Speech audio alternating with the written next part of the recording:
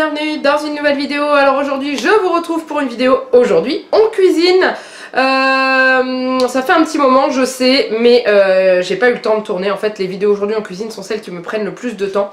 Donc du coup bah voilà, faut que je trouve le moment pour le faire, faut que Juliette ne soit pas là, faut que je trouve une idée de plat et tout, enfin bref. Donc là je vais vous faire la tarte à la tomate mozzarella que vous m'aviez demandé parce que je vous avais mis une photo sur Instagram et vous avez été très nombreux à me dire oh là là qu'est-ce que c'est, ça a l'air bon et tout, est-ce que tu peux nous faire la recette?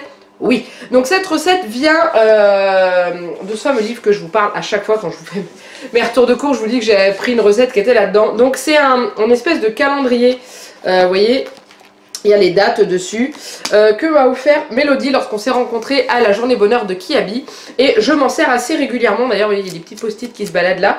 Et je vous le montre parce que vous êtes plusieurs à me demander la référence, donc voilà. Donc c'est la gamme Simplissime et c'est 365 recettes pour tous les jours les plus faciles du monde. Donc voilà, et chaque fiche recette se présente comme ceci. Donc là on va réaliser la recette de la tarte à la tomate mozzarella qui est juste ici. Donc voilà, donc on se retrouve tout de suite pour la liste des ingrédients. Alors pour faire cette recette, vous allez avoir besoin de très peu d'ingrédients. Vous allez avoir besoin d'une pâte brisée, donc moi je prends celle de la marque Intermarché, peu importe celle que vous allez prendre, elle fonctionnera. Ensuite vous allez avoir besoin de 4 œufs, de 2 paquets de billes de mozzarella, comme ceci, donc ça fait des boîtes de 210 grammes, ça vous fait des boîtes de, des 125 grammes une fois que c'est égoutté. La dernière fois j'avais essayé avec une seule boîte, j'ai pas eu assez, c'était moins généreux. Ensuite d'un pot ou d'une barquette de tomates cerises, donc moi je prends les petites, c'est les tomates cœur de pigeon, c'est celles qui sont allongées. De l'origan et si vous le voulez, moi je sortirai après, d'un tout petit peu de crème liquide entière juste pour rendre l'appareil un petit peu plus onctueux. Et vous allez avoir besoin au niveau du matériel juste d'un plat à tarte tout simple. Donc moi il est un petit peu vieux le mien, donc du coup je mets du papier sulfurisé dedans avant de mettre la pâte. Mais voilà, donc ça ou en silicone ou comme vous voulez, c'est vous qui décidez. Donc on est parti, on va commencer déjà par installer la pâte dans le moule. Donc là pour réaliser cette recette, pas besoin de préchauffer, enfin de pré-cuire la pâte. La pâte va cuire en intégralité. Avec tous les ingrédients dedans, il n'y a pas besoin de pré-cuire. Hop. Donc vous voyez, je vais utiliser le papier sulfurisé qui est fourni avec la pâte à tarte. C'est bien, ils mettent sur les emballages qu'on peut les utiliser au four. Donc je vais le dérouler. Je sais pas pourquoi la pâte colle. Je ne sais pas pourquoi. Je n'ai jamais eu ce problème. C'est normal, c'est parce que je vous tourne la vidéo. Du coup voilà. Donc ensuite je mets mon moule à tarte et je pose ma pâte dessus et ensuite je vais façonner, donc enfin façonner, foncer plutôt le moule. Donc j'appuie sur la pâte, voilà, et ensuite je vais bien faire le tour, voilà, comme ceci.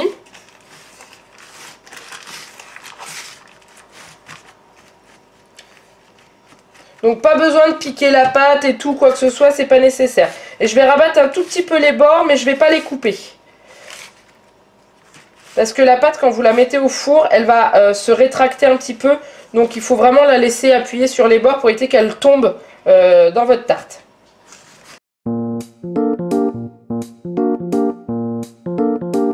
Alors bien sûr, vous pouvez faire votre pâte maison hein, si vous voulez. Là, je vous montre vraiment la recette pratique. Donc avec les ingrédients achetés dans le commerce, hein, bien sûr. Donc voilà ce que ça donne. Vous essayez de froncer un petit peu les bords comme ça pour que ça fasse joli.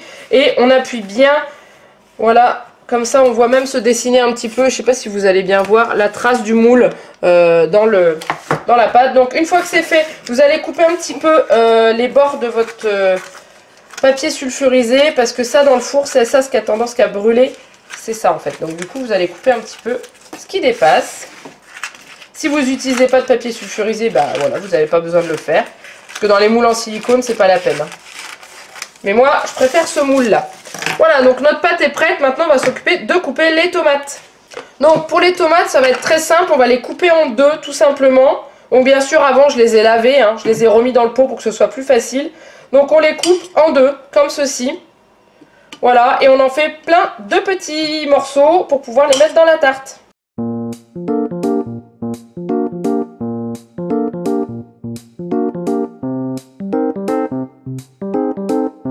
Donc j'ai coupé à peu près la moitié de ce que j'avais dans mon pot. Et après je vois, suivant la place qui me reste, je vais en remettre.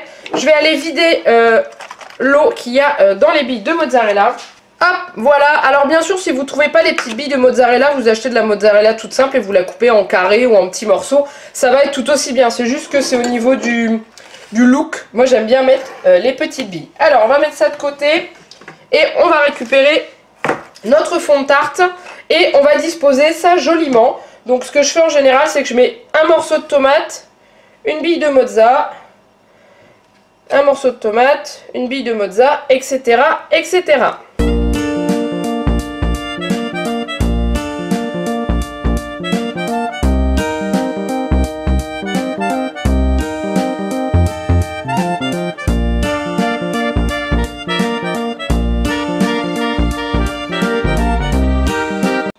Ça donne, on essaye de faire quelque chose d'assez joli. Il me reste un petit peu de tomates, je vais les manger, mais par contre les 2 boîtes de mozzarella, ils sont passés.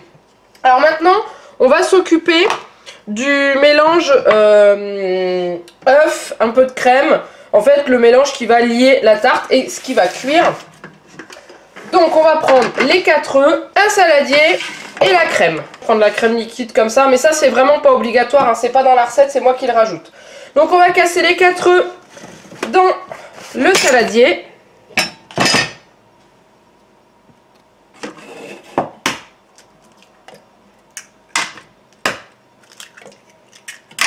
On va y ajouter un petit peu de crème liquide. Voilà, vous voyez, j'en mets pas non plus énormément. Du sel.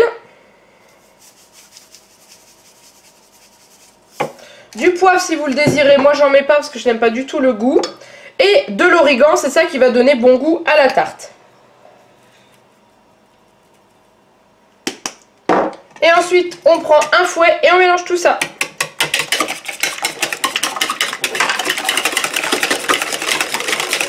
Ce que j'ai oublié de vous dire, c'est que pendant que vous êtes en train de préparer votre tarte avec vos billes de mozza et la tomate, vous mettez votre four à préchauffer à 180 degrés. Donc 180 degrés, c'est thermostat 6. Hein.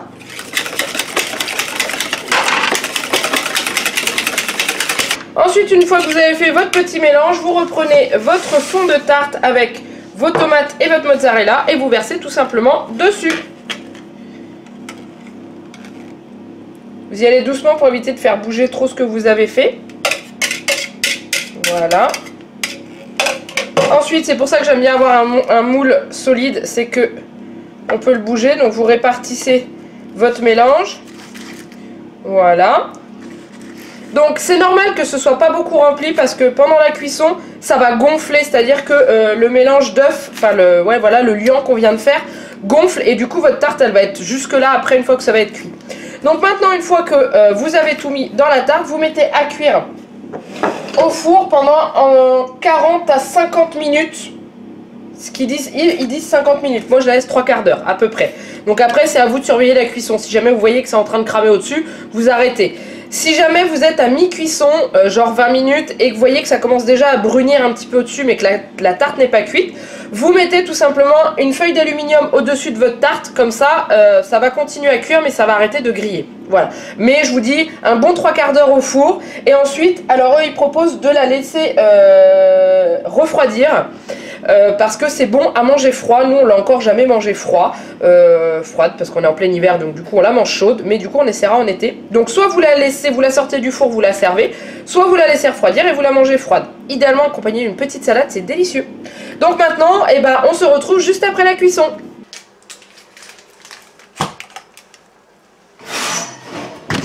Et voilà, notre tarte est cuite. Donc comme vous voyez au niveau de la couleur, on a une légère dorure, donc là je l'ai arrêté à 45 minutes de cuisson. Voilà, donc là elle est bien cuite, elle est bien dorée. Quand on la remue comme ça, on voit que ça tient. Parce qu'en fait, quand vous avez une tarte par exemple qui n'est pas cuite et que vous faites ça, vous voyez des espèces de vagues qui se forment à la surface, ça veut dire que c'est pas cuit. Donc là c'est cuit, donc maintenant vous avez le choix, soit vous la laissez refroidir et vous la mangez froide, soit vous la mangez tout de suite, soit nous par exemple, là je voulais tourner en journée et on va la manger le soir, donc je la ferai réchauffer 5 minutes au four, c'est pour ça que là elle a peut-être besoin encore un chouïa de cuisson, mais pas plus que ça, et on la mangera chaude parce que moi je trouve ça très très bon chaud parce que vous avez la mozzarella qui file. Enfin bref, voilà ce que ça donne. Et voilà, cette recette est maintenant terminée, j'espère que ça vous a plu. Donc n'hésitez pas comme d'habitude à me partager en dessous de la vidéo dans les commentaires pour me dire si vous l'avez essayé, si vous comptez l'essayer, si vous connaissiez déjà. Et j'ai Instagram, donc si jamais vous voulez la faire et me marquer sur la publication, je serai bien entendu ravie de voir vos tartes tomates mozza. Donc bien entendu, si vous avez aimé aussi, vous pouvez liker cette vidéo. Bon voilà, c'est tout. Et puis si vous n'êtes pas encore abonné à la chaîne, vous pouvez vous abonner. Alors il n'y a pas énormément de recettes de cuisine parce que j'ai très peu de temps à les tourner. Mais il y a d'autres choses, il y a des vlogs, des retours de courses, des hauls, etc. etc. Donc en attendant, il ne me reste plus qu'à vous faire plein de gros bisous. Et je vous dis à très bientôt pour une nouvelle vidéo. Bye bye.